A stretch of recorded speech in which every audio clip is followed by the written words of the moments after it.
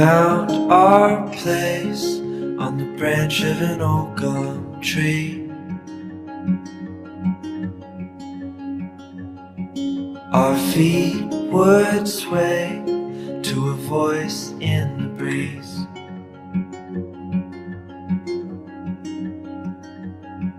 And birds would sing on the banks of a narrow stream. Vous avez pas remarqué que presque tous les films de nos jours sont construits sur la nostalgie? Non mais sérieusement, jetez un œil aux annonces du dernier CinemaCon. Des remakes, des suites, des reboots, des spin-offs.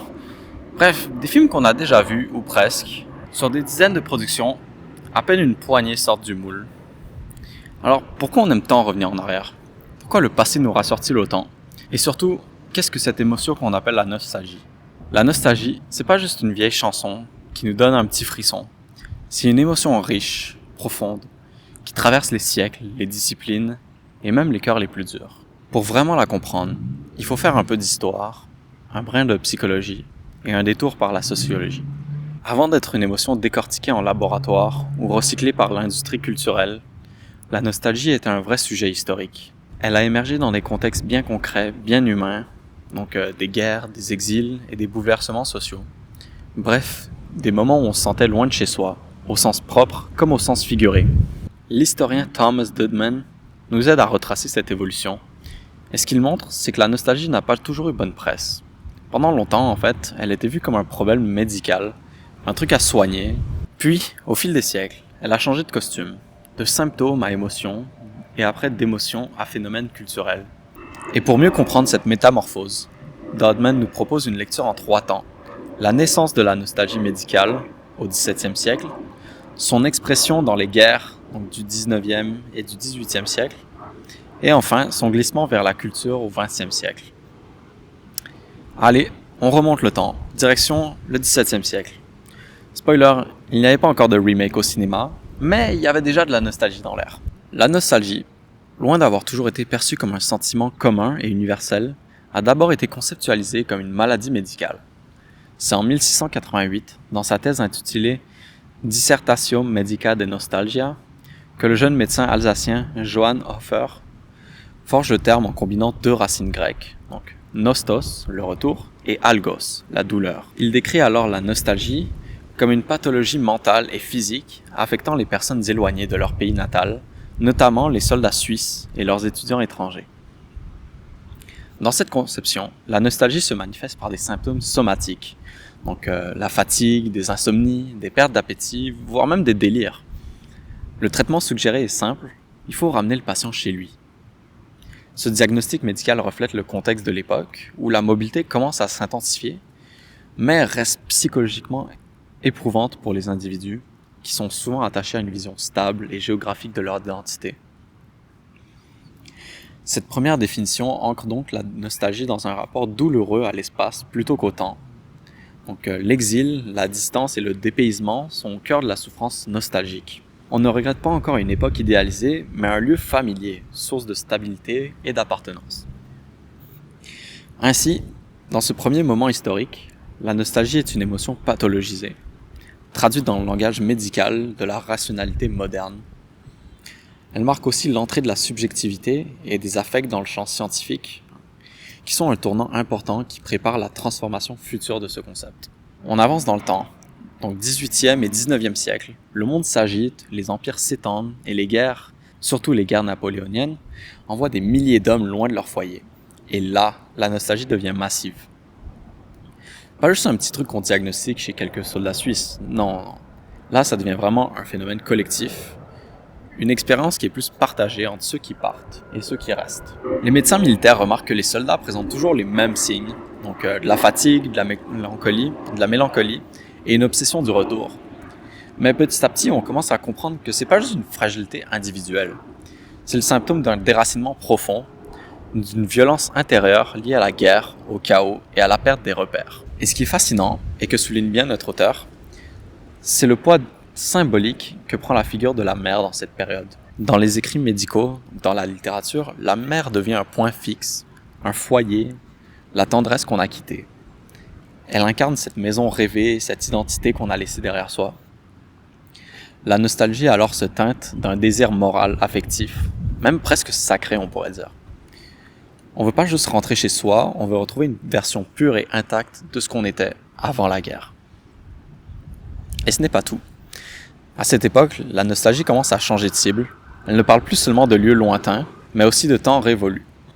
Donc dans les colonies, par exemple, les Européens ressentent une forme d'angoisse devant l'altérité.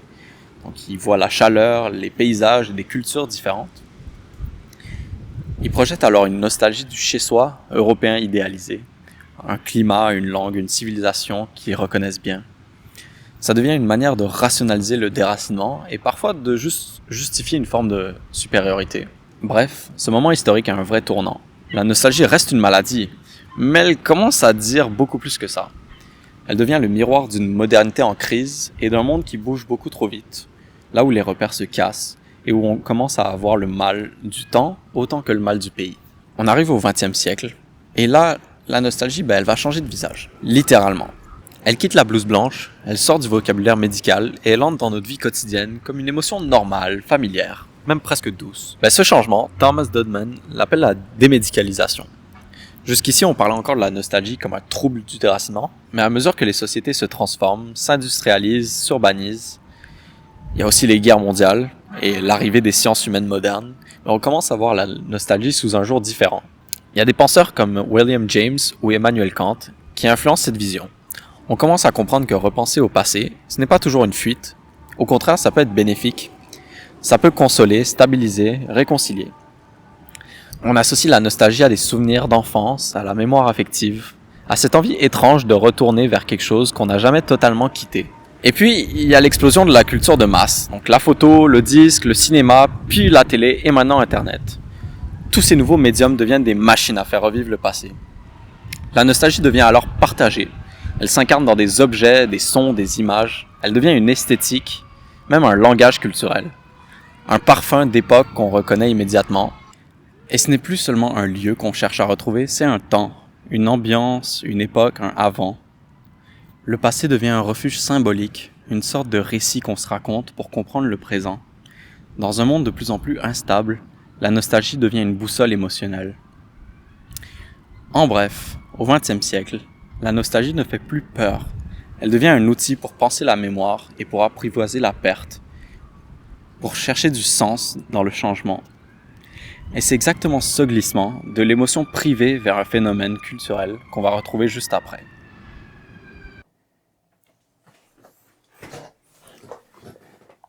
Bon, tout ce qu'on vient de voir du côté historique, ça nous montre bien une chose. La nostalgie, à force de voyager dans le temps, elle a aussi changé de statut. Donc d'abord, elle était perçue comme un trouble de déracinement, elle s'est ensuite transformée en une émotion plus culturelle à part entière, donc plus intime, sociale et identitaire. Et c'est justement ce que vont creuser deux chercheurs en psychologie, dont le nom que je ne vais pas prononcer.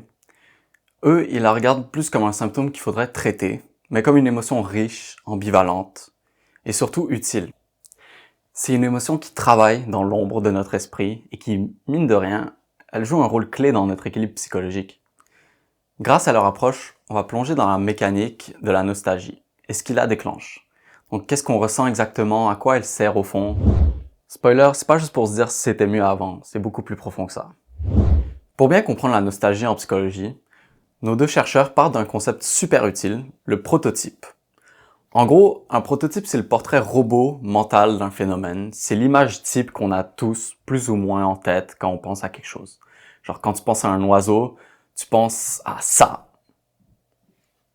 Et pas à ça. Pourtant, les deux sont techniquement des oiseaux. Eh bien, pour la nostalgie, c'est pareil.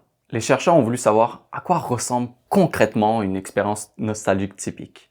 Et ce qu'ils ont trouvé, c'est qu'elle a souvent 3 ingrédients principaux. Donc d'abord, il y a un souvenir personnel fort, souvent lié à l'enfance, à une période insouciante, ou à un moment de connexion profonde avec quelqu'un. Ensuite, une émotion globalement positive, même si elle est un peu teintée de mélancolie. C'est pas du chagrin pur, c'est doux et un peu piquant à la fois. Et surtout, un contexte social. La nostalgie, c'est rarement une histoire de solitude. On s'en souvient parce qu'on l'a vécu avec d'autres, des familles, des amis ou une communauté. Ce qui est intéressant, c'est que ce portrait de la nostalgie casse un peu l'image du regret solitaire en écoutant une vieille chanson sous la pluie. Non, ce que les études montrent, c'est que la nostalgie est profondément sociale, chaleureuse, liée à des moments où on se sentait à notre place, où on était entouré et aimé. En identifiant ce prototype, nos deux chercheurs nous donnent une base solide pour comprendre ce que la nostalgie est réellement pour la plupart des gens. Et surtout, ils nous montrent que c'est pas une émotion faible ou stérile, mais bien une façon de renforcer notre identité et de nous rappeler de ce qui nous rend humains en fait. Ce qui rend la nostalgie si spéciale selon eux, c'est qu'elle est douce et amère, elle ne choisit pas son camp, elle mélange la lumière et l'ombre, la chaleur d'un souvenir et la conscience qu'il est derrière nous. On est à mi-chemin entre le sourire, la gorge nouée.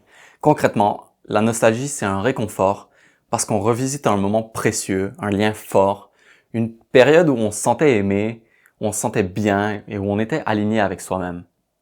Mais aussi avec une petite peine, parce qu'on sait que ce moment, il reviendra pas. Il est passé, il est figé dans le temps, et c'est précisément ce qui la rend si chargée. Mais attention, cette ambivalence n'est pas un bug, c'est la richesse même de la nostalgie. Elle ne cherche pas à fuir le passé, ni à s'enfermer, elle crée un pont entre ce qu'on a vécu et ce qu'on vit maintenant. C'est pour ça qu'elle ressemble à aucune autre émotion. Contrairement à la colère ou au regret, elle ne coupe pas, elle relie. Elle nous permet de regarder derrière nous sans s'écrouler, de faire face à la perte sans s'y noyer, d'avancer sans oublier. Au fond, la nostalgie c'est une forme de maturité émotionnelle. Elle nous apprend à faire la paix avec le temps, à dire oui c'est fini, mais c'était beau et c'est encore en moi. La recherche nous fournit le cadre, mais rien ne vaut les histoires vécues pour entendre battre le cœur de la nostalgie. Je vous propose d'écouter 2 témoignages, laissons-leur juste le temps de dérouler leurs souvenirs. Quand tu dis nostalgie, quel est le premier souvenir qui te traverse? Le premier souvenir qui me traverse, c'est quand j'étais jeune avec mon père et ma mère. On était partis en Floride chez nos cousins. Je me rappelle un cousin particulier. Je passais pas beaucoup de temps avec lui, mais je le considérais mon cousin le plus proche. Ce cousin, chaque fois que je le voyais, la relation, même si on se voyait pas pendant 2-3 années, la relation restait la même. C'est une des personnes les plus proches que je connais, qui est une des personnes les plus proches à moi. On était partis et notre famille avait pris des billets pour aller à Universal Studios. Et en même temps, c'était supposé être notre famille, mais puisque mon père a vu que les cousins étaient là et que c'était un peu injuste, il a donné le billet de ma petite sœur qui était beaucoup trop jeune et le billet de ma mère à mes 2 cousins. Et ma mère, ça la dérangeait pas et ma petite sœur, elle s'en foutait. Mais à la suite de ça, je me rappelle vraiment les journées où est-ce qu'on passait, on partait là-bas, on faisait toutes les manèges, on mangeait les choses exquises qu'ils avaient dans leur buffet ou bien dans leur restaurant. C'est un souvenir, quand je pense à nostalgie, je pense à ça. C'est un bon souvenir. C'est quelque chose que je chérirai le restant de ma vie. Et comme par hasard, cet été, j'étais parti encore à Universal Studios avec ces mêmes cousins pour se rappeler un peu. On a refait les manèges, on a refait toutes les activités. Et c'était une bonne vague de nostalgie. C'est ça. Je dirais les souvenirs d'enfance, les souvenirs des moments que j'ai passés avec ma famille, avec des amis, et que encore 10-20 ans plus tard, je m'en rappelle. Et justement, j'ai encore l'image de ma tête aussi, des fois, l'odeur, justement la sensation, comme si c'était hier. Mm-hmm. Raconte-moi un moment du passé où tu te sentais vraiment à ta place. Qu'est-ce qu'il y avait autour de toi et qui était là? C'est une bonne question. Me sentir à ma place, c'est une question assez dure à répondre parce que à beaucoup de moments où je peux me sentir à ma place, c'est aussi me sentir un peu à l'égard. Un moment où je me suis senti à ma place, c'est surtout au secondaire, autour de secondaire 4, secondaire 5. Puisqu'il y avait les classes de SN et de CST qui se séparaient après le secondaire 3, il y avait la classe de CST secondaire 4 qui était venue. La première année était correcte, je me suis bien familier avec le groupe, je me suis bien entrepris dans la classe. Par la suite, vraiment c'était autour de secondaire 5 parce que c'était toutes des gens que je connaissais et que j'étais familier avec, à la suite de déjà quelques années précédentes. Et là, pendant une année complète, on restait ensemble. Et là, une deuxième année, on était encore ensemble. Alors ça a renforcé notre relation entre les camarades de classe. C'est vraiment, je me sentais dans ma place. J'aimais bien mon groupe. J'aimais bien les amis, les personnes, les profs. Vraiment, tout le vibe qui était qui venait avec ce secondaire, je me sentais vraiment à ma place. Voilà. Je dirais, à ce moment-là, ça serait quand j'étais plus petit, quand j'étais dans mon pays. Moi, je viens d'Haïti. J'étais parti en voyage et justement, j'étais comme allé dans un parc d'attractions où il y avait, c'était comme dans la forêt. Et puis justement, il y avait des trampolines. Je m'amusais avec mes petits cousins. Ma famille était toute là réunie. Et justement, c'était quelque chose de très rare, comme que tout le monde soit réuni. Et justement, je me sentais bien. J'étais content de savoir que tout le monde était content, tout le monde était heureux. Et justement, de passer ces moments-là, c'est quelque chose qui me manque. Et en pensant à ce moment-là, j'ai à la fois un sentiment de joie et aussi un petit sentiment je dirais, de tristesse parce que j'ai envie que ça se reproduise. Qu'est-ce qui te manque le plus de cette époque-là et qu'est-ce que tu n'aimerais surtout pas revoir? Ce qui me manque le plus, c'était le fait que tous les jours, je pouvais venir. J'avais pas le pressentiment de haïr l'école. J'avais pas le pressentiment de me faire chier en venant à l'école. C'était vraiment, je venais, je, je rencontrais les mêmes personnes, j'avais du fun. Surtout, par exemple, les cours d'éducation physique. Moi et mes amis, on était toujours compétitifs, toujours à l'allure. Que ce soit peu importe le sport, que ce soit le volley, le frisbee ou quoi que ce soit, on avait toujours une manière de s'entendre et d'avoir un bon moment. Et vraiment, c'est ce qui me manque le plus de ce temps-là. Et ce que j'aimerais vraiment pas revoir, ce serait toi, John-Edouard.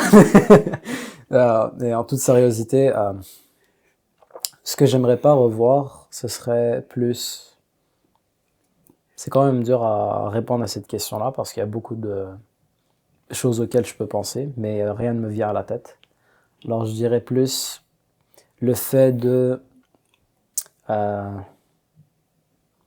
pense pas qu'il y a vraiment quelque chose que j'aurais pas aimé revoir durant ce temps-là. Vraiment, tout était pas parfait, mais tout était conforme. Tout était bien. Ok. Je dirais à ce moment-là, ça serait l'insouciance de je dirais de pas me poser de questions, de pas, comme justement, de vivre le moment présent, et justement comme de pas penser aux autres choses, je dirais aux problèmes, comme par exemple aujourd'hui, c'est plus difficile parce que des fois je me pose beaucoup de questions par rapport justement à mon avenir, par rapport à plusieurs aspects de ma vie justement. C'est quelque chose que j'avais pas avant et justement dans ces moments-là, c'est justement dans ces moments-là, je vivais plus le moment présent, je dirais, et c'est quelque chose qui me manque. Et qu'est-ce que j'aimerais changer, qu'est-ce que j'ai pas aimé dans Est-ce que tu avais peut-être des mauvais souvenirs? les mauvais souvenirs. En y a que ce souvenir-là, je dirais non, je dirais pas ça justement parce que peut-être que c'est à travers justement au fil des années, je garde que le positif, mais j'ai pas l'impression que justement à travers ce souvenir, à travers ce moment que j'ai vécu quand j'étais plus jeune, il y a quelque chose de négatif. Peut-être que je me trompe, mais j'ai pas l'impression. Je dirais que c'est vraiment quelque chose qui est peut-être que c'est rare, mais j'ai que du positif à en dire. Donc tu dirais que la nostalgie, c'est surtout positif. Oui, je dirais que la nostalgie, c'est plutôt positif. Et quand c'est pas positif, ça pourrait être plus un traumatisme qu'autre chose. Et ouais, la nostalgie, c'est rêver d'un moment passé qui nous manque, qu'on aimerait revivre, qu'on aimerait pendant un instant revivre, c'est ça. Maintenant, si tu pouvais envoyer un message à la personne que tu étais à ce moment-là, tu lui dirais quoi? Tu peux répéter la question? Si tu pouvais envoyer un message à la personne que tu étais à ce moment-là, tu lui dirais quoi? C'est une bonne question. Prends ton temps.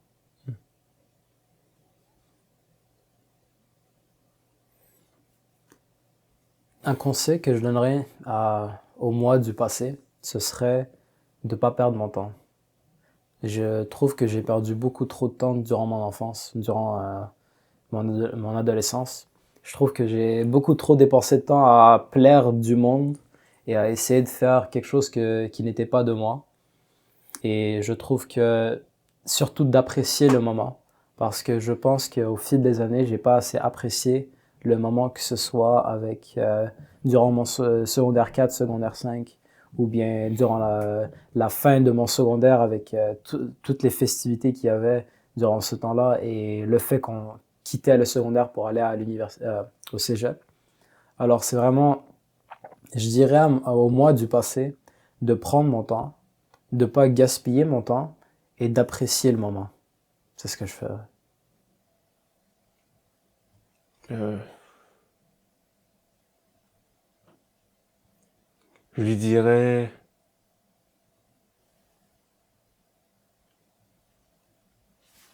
je lui dirais de profiter, je lui dirais, euh,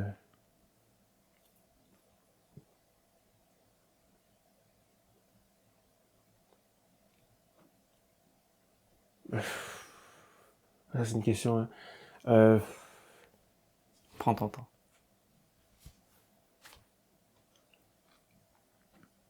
je lui dirais à quel point tu as beaucoup de chance de vivre ces moments-là, parce que justement après, il y a eu des moments plus sombres dans ma famille, Mm. et justement ces moments-là, c'est quelque chose qui manque, qui me manque beaucoup, et que l'on soit plus réunis, que l'on soit à la fois dispersés pour des raisons, je dirais, plus familiales, personnelles, et aussi à travers géographiquement, parce qu'on n'est pas dans les mêmes pays.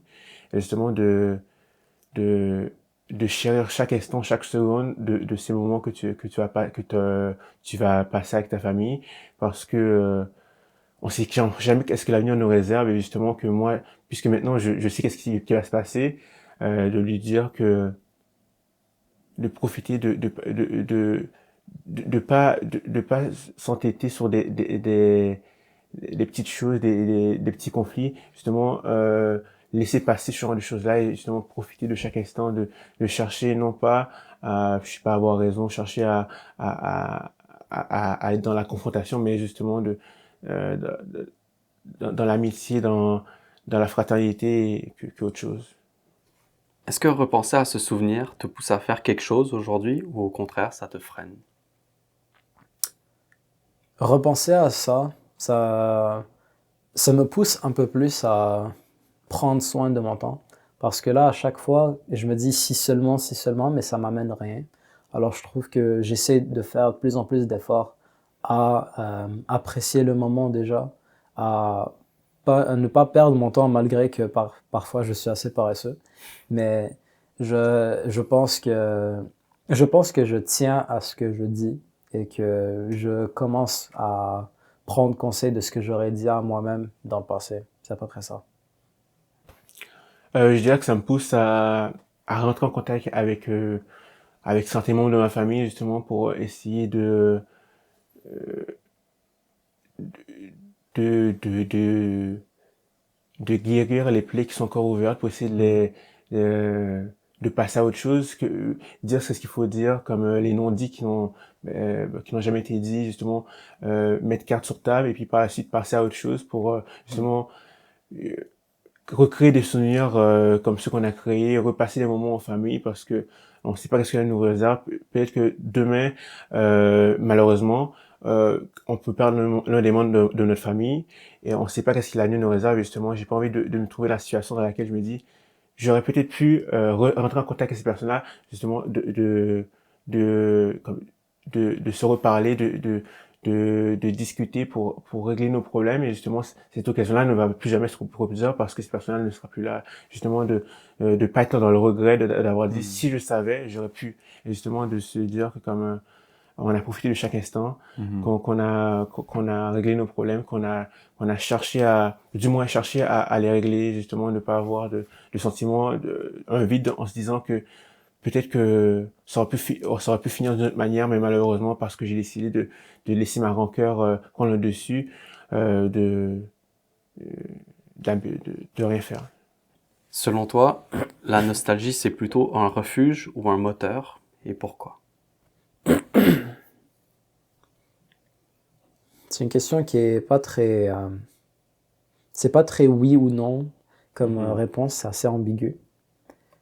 Je trouve que la nostalgie, dans un sens, ça pourrait être une manière de se rappeler du passé, de nous permettre de revivre des moments qu'on n'a pas vécus. Ça, dépendamment des mémoires, ça peut être dévastateur, que ça peut être encourageant.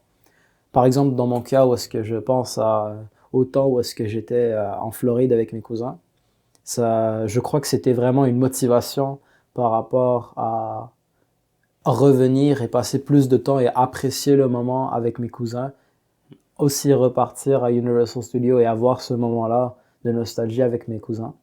Mais d'un autre sens, je peux aussi imaginer qu'une personne qui est par exemple perdu un être cher ou bien qui ait des problèmes dans leur vie, de penser à cette nostalgie-là peut être dévastateur pour la personne, peut leur faire délaisser peut leur faire empêcher de délaisser des choses qu'ils ont dans le passé, par exemple des sentiments, des objets ou quoi que ce soit. Alors c'est une question assez dure à répondre, mais je dirais que ça peut être autant dévastateur que encourageant pour le futur, dépendamment des cas bien sûr. Je pourrais dire les deux. Un refuge parce que justement, ça peut être un refuge lors des moments difficiles, en se disant qu'on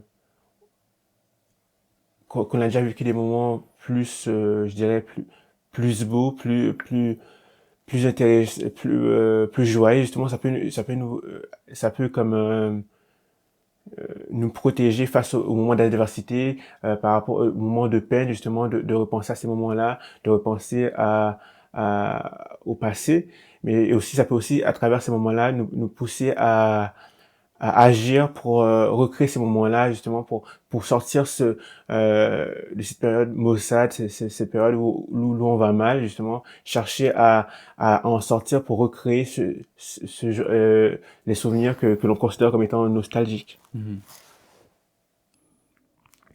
Ces souvenirs personnels viennent de nous rappeler à quel point la nostalgie peut être vive, épaisse et parfois pleine de nuances qu'on n'avait pas anticipées. Donc restons dans cette énergie, mais retournons un instant du côté des chercheurs. Et que dit la psychologie exactement sur l'utilité de cette émotion? On pourrait croire que la nostalgie, c'est un petit plongeon dans le passé pour se faire du bien ou du mal selon l'humeur. Mais en réalité, elle a un vrai job dans nos têtes. Ils identifient justement 3 fonctions essentielles qu'on peut voir comme les super pouvoirs de la nostalgie. Numéro 1, on a la continuité du soi. La nostalgie nous aide à garder le fil de qui on est en fait. Dans un monde où tout change vite, elle nous ancre. Se rappeler un moment fort, c'est se rappeler de ses valeurs, ses racines, ses repères. En gros, elle agit comme un miroir du passé qui éclaire le présent. 2, le lien social. Donc la nostalgie, c'est rarement un souvenir en solo. Elle est souvent liée à des moments partagés, donc des rires, des repas, des musiques qu'on chantait ensemble. Bref, c'est des souvenirs que quand on les réactive, ils nous font sentir connectés aux autres, même si on est seul dans notre salon par exemple. 3, sens de la vie. Comme dit dans le titre, elle donne du sens à la vie. Parce qu'elle nous rappelle que les choses qu'on a vécues, elles comptent vraiment. Elles réinjectent de la profondeur dans notre histoire personnelle. Et parfois, dans des moments de doute, elle peut raviver une motivation en fait, une direction, on va dire. En résumé, la nostalgie est une ressource inférieure, puissante, surtout dans les périodes de fragilité, de perte, de transition. Elle ne gomme pas la douleur du passé, mais elle la transforme en quelque chose de constructif. Elle permet de rester debout, de continuer d'avancer avec ce bagage émotionnel au lieu de le fuir. C'est pour ça qu'en psychologie, on considère aujourd'hui la nostalgie non pas comme un frein ou un poids, mais comme un moteur de stabilité, de sens et même de bien-être.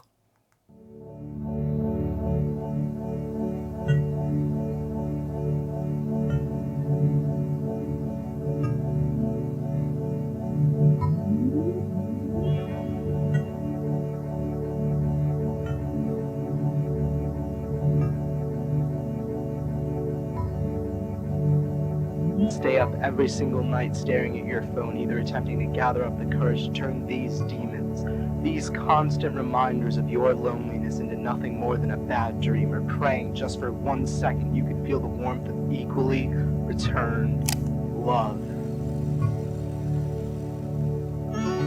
Allow yourself to lose interest in the things you love. Watch as you begin to take a backseat to the world around you. Don't fight it.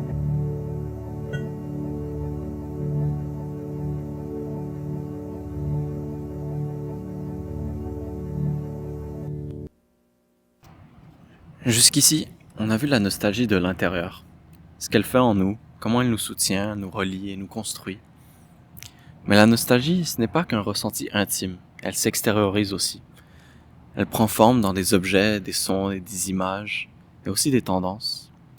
Bref, elle devient visible. Elle s'inscrit dans la culture. Et c'est là qu'intervient la sociologie. Parce que la nostalgie aujourd'hui, c'est aussi un langage partagé, une ambiance collective et un code culturel. Elle est dans les chansons rétro qu'on remet au goût du jour, dans les looks vintage qu'on ressort fièrement, dans les films qui rejouent nos souvenirs d'enfance, même quand on n'était pas encore né à l'époque. La sociologue Daniela Pomarico propose un concept très parlant, celui de la nostalgie créative. Elle montre que cette émotion n'est pas qu'un refuge, elle peut aussi devenir un moteur esthétique, critique et même politique. Elle traverse nos goûts, nos pratiques et nos imaginaires. Et pour bien la comprendre, on va voir de 3 façons dont la nostalgie agit aujourd'hui dans la société contemporaine, comme style, comme paradigme culturel et comme outil créatif. C'est parti.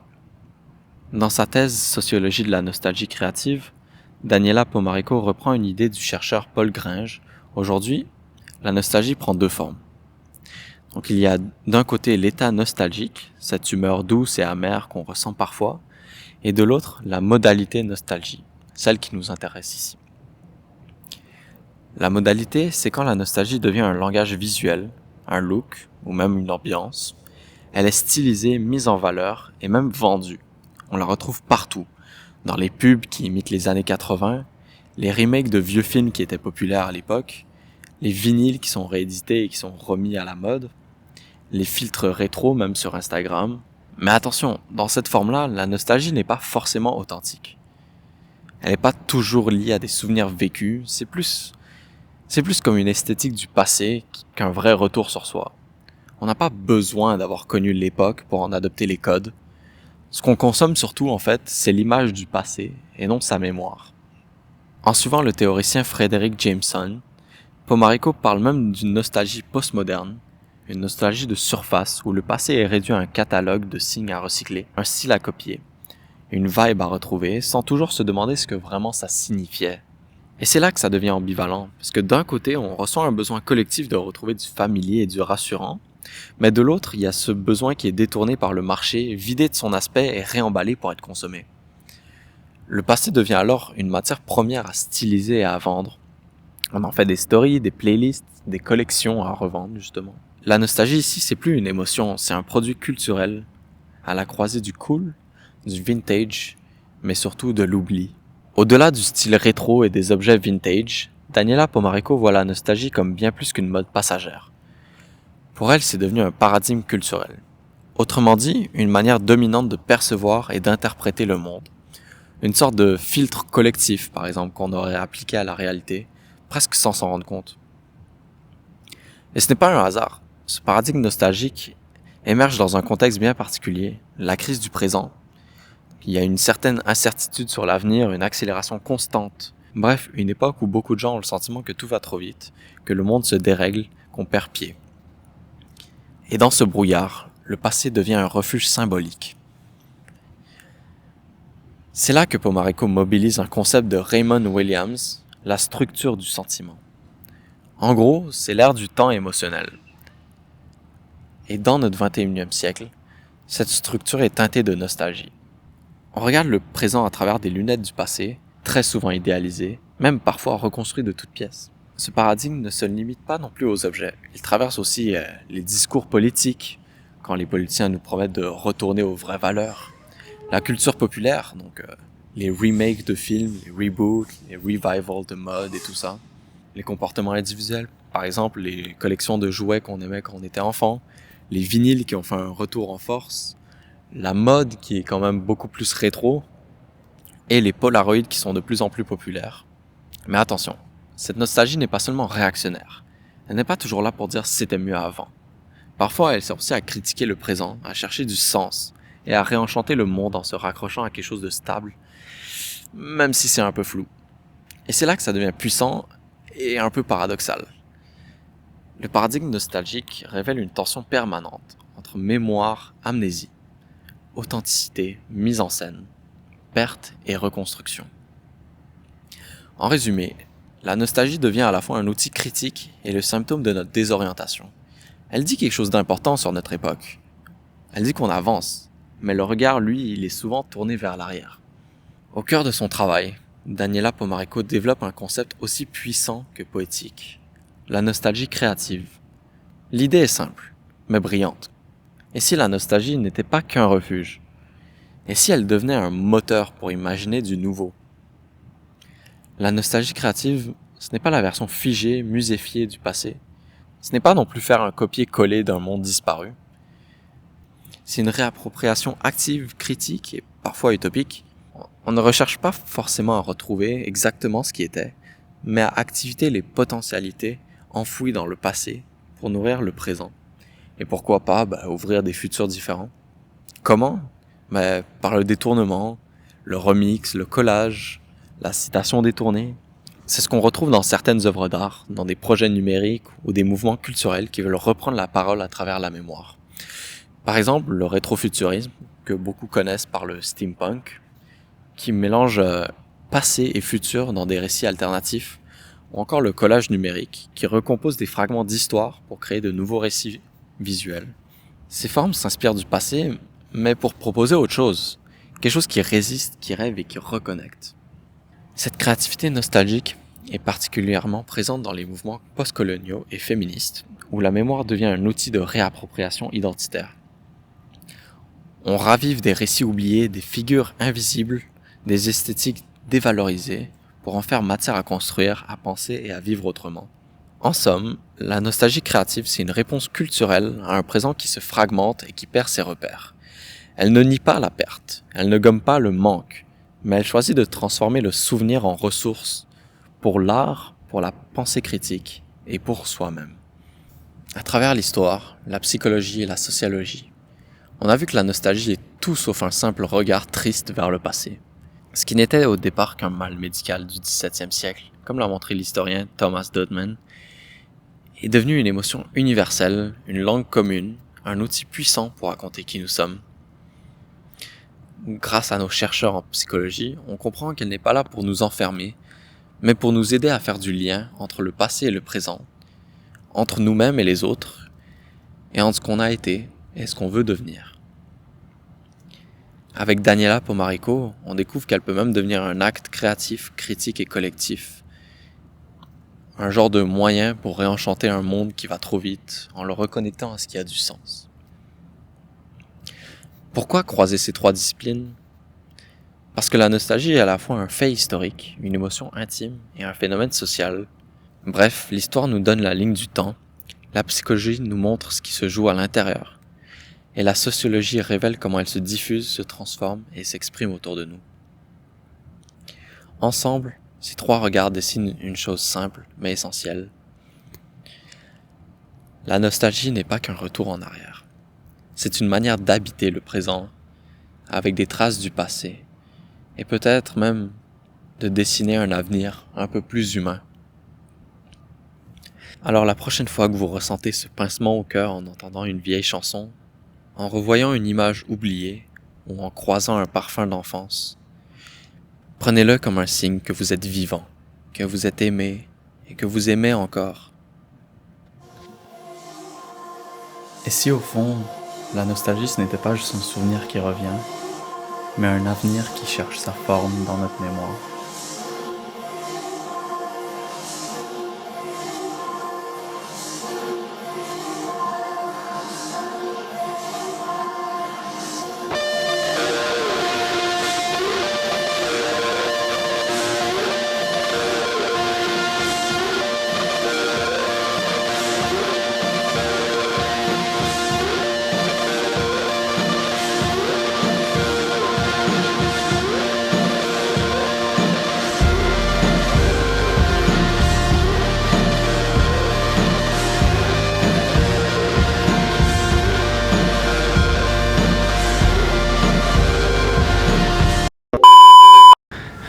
Merci la police.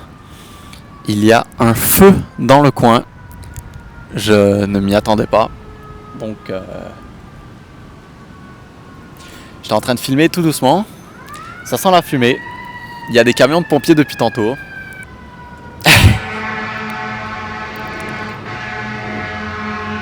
Je me demande ce qu'il y a en feu.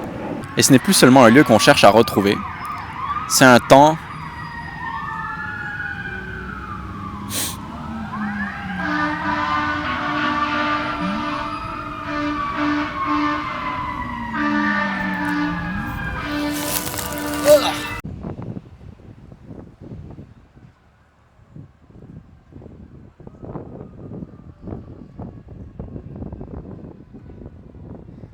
Et voilà ce qui se passe pendant que je filme une vidéo. Il y a un feu juste à côté du parc où j'étais. Il y a un feu dans une maison.